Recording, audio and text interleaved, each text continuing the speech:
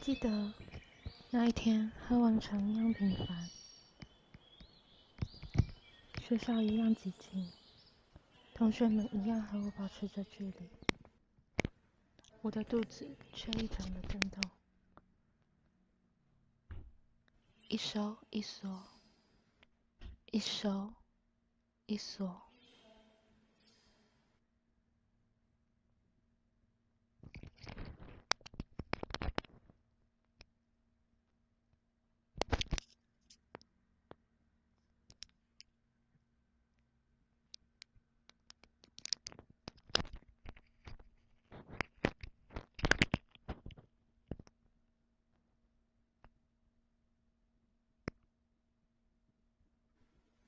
我以为我痛得颤抖，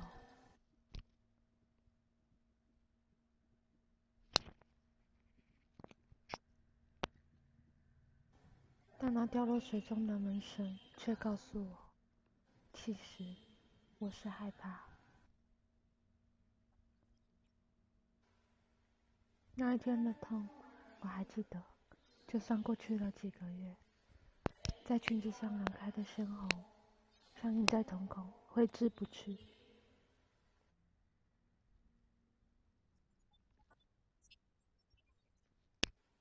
我以为我不去回想，会忘记那些恐惧，但低头一看，原来现在才是真正的恐惧。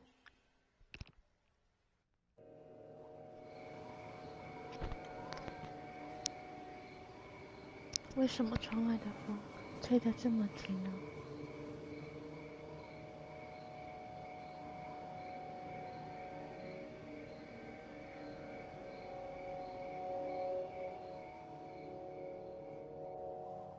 我的孩子在那里会不会冷？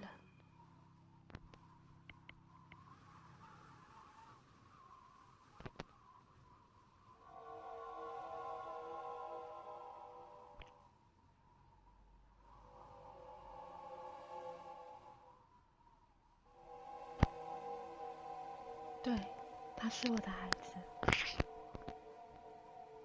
他没有离开，一定还在那，而且他需要我。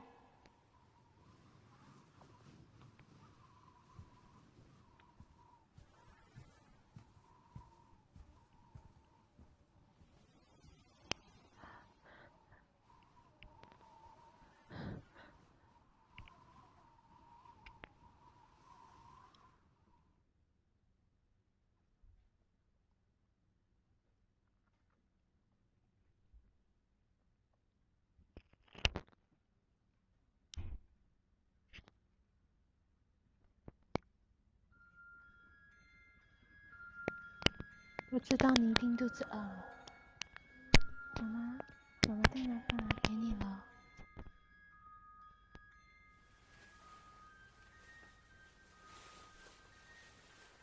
他一定还活着，他需要我。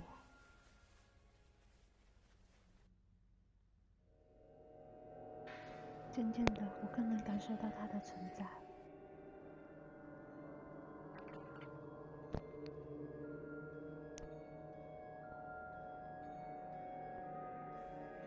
我会陪他玩，他最喜欢听故事了。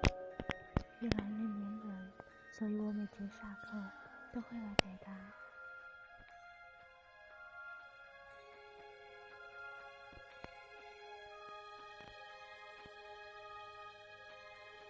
班上的人开始觉得我变得好奇怪，甚至觉得我恶心。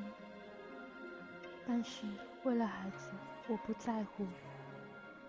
所以他们什么都不懂，他们什么都不懂。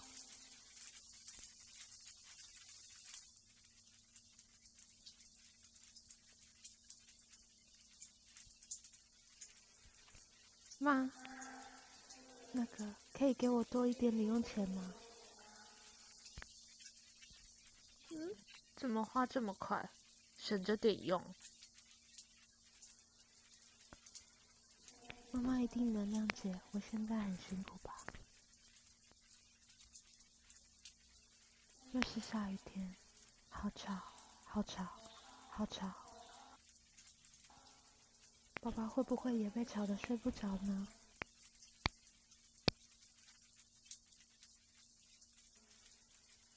会不会一个人孤单害怕呢？会不会我的孩子他需要我？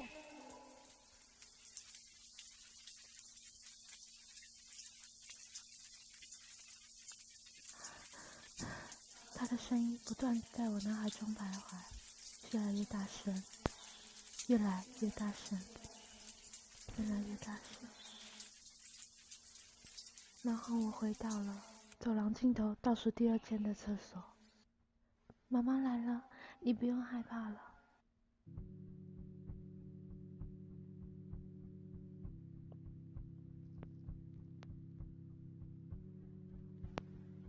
我把头探进他的床。现在我终于知道，他是真的还活着，